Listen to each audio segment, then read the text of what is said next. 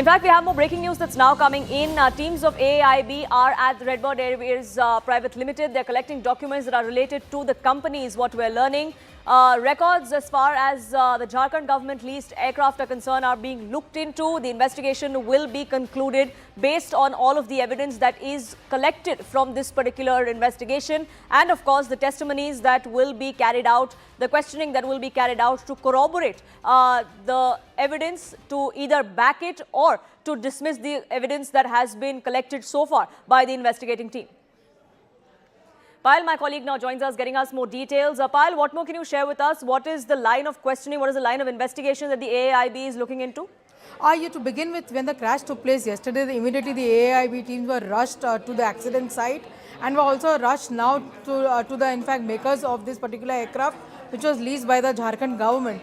The question will be, do they have the safety norms in place? Has everything been fallen into place? What are the orders that are carried out? All of these details are going to be there as per the international standard. But the biggest question right now, staring at the Indian skies, is this, Poonam, till how long we are going to keep ordering inquiries? Why is it that heads are not rolling? Why is it that people are not being made accountable? What is the DGCA really doing as far as this is concerned? 3 big air crashes in the last 12 months or so, and 3 scares this morning as well. So that's something which is going to be of prime importance, given the fact that human lives are at stake, and human lives are not cannon fodder that can just be sacrificed while we keep on saying that audit is happening and the paperwork is going through as well and everything is good and good. If everything is good, then why do we have these technical faults in the middle of the skies? Why do we have engine failures? Why do you have other such technicalities? That is the question that everybody wants to ask the Aviation Ministry and the DGCA in particular.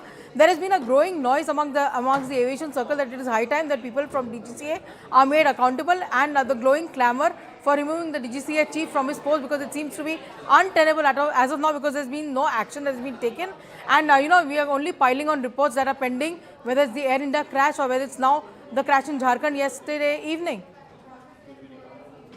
Now, as far as these investigations go, what really is the outcome of them all? I mean, we saw the Ahmedabad crash involving Air India last year, and we still don't have any details of the final report. It was a prelim report that had come out. The investigation is on. That's a sort of templated response that comes in from the DGCA or the Civil Aviation Ministry, isn't it?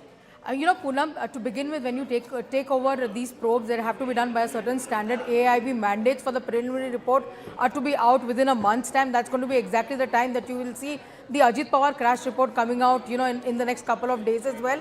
And now this inquiry has been ordered. But what beyond that? Is anything changing on ground? People don't really care whether you order investigation, what the outcome of the investigation for months together is concerned. People want to understand that tomorrow, if you or me travel on the flight, are we going to be safe? Are there enough checks that are being taken into account as well? What is happening to the technicalities? What is happening to the mechanical systems of these aircraft that are flying in day in and day out?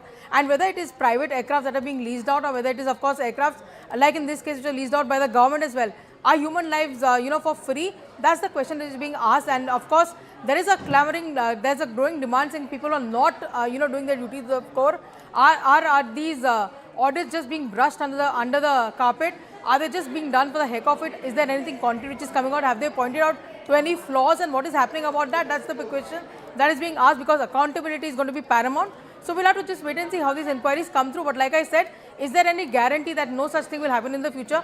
In less than 12 months, we have 3 such major episodes. Forget about, the smaller helicopters, etc., that have been crashing all over the place. So that's something which is, of course, going to be something that the Civil Aviation Ministry will be held accountable for.